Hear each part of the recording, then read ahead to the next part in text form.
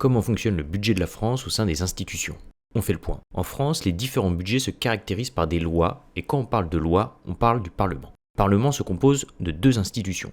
La première est l'Assemblée nationale, qui est composée de 577 députés qui sont élus au suffrage universel direct. C'est-à-dire que les citoyens les élisent directement, et ce pendant les élections législatives. L'Assemblée nationale est parfois appelée la chambre basse du Parlement.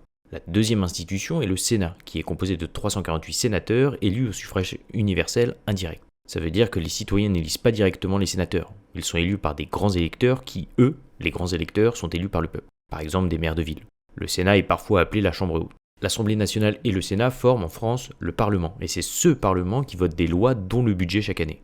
Le parcours parlementaire du budget est déjà présenté dans un short sur la chaîne si tu veux en savoir plus. Comme j'ai dit plusieurs fois, le budget est une loi. Pour comprendre ce qu'est une loi, il faut regarder la hiérarchie des normes en France. Ici, ce n'est pas exhaustif, c'est adapté au budget. Tout en haut de la hiérarchie, il y a la Constitution. C'est la loi suprême du pays, elle fixe les règles fondamentales.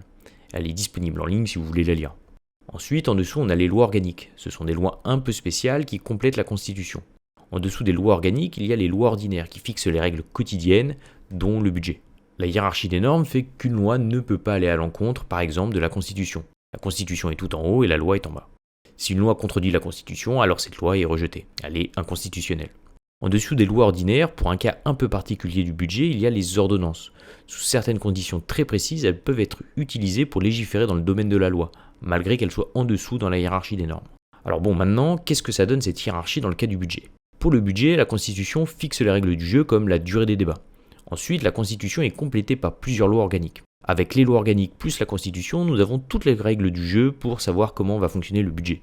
Donc la durée des débats parlementaires, le nombre d'allers-retours entre le Sénat et l'Assemblée nationale, commission mixte paritaire, le 49.3, etc., etc. Enfin, les différents budgets sont votés et mis en service par le biais de différentes lois. Le budget est une loi annuelle. Pour ce qui est des ordonnances, elles peuvent être utilisées pour faire passer un budget par le gouvernement que si les parlementaires n'ont pas voté de budget pendant un certain nombre de jours. Pour le budget de l'État, par exemple, c'est 70 jours. Pour la sécurité sociale, ils ont 50 jours. Leur utilisation n'est absolument pas obligatoire même si le délai est dépassé. C'est un choix que le gouvernement peut faire au bout d'un certain temps de faire passer le budget par ordonnance si le Parlement n'a pas statué.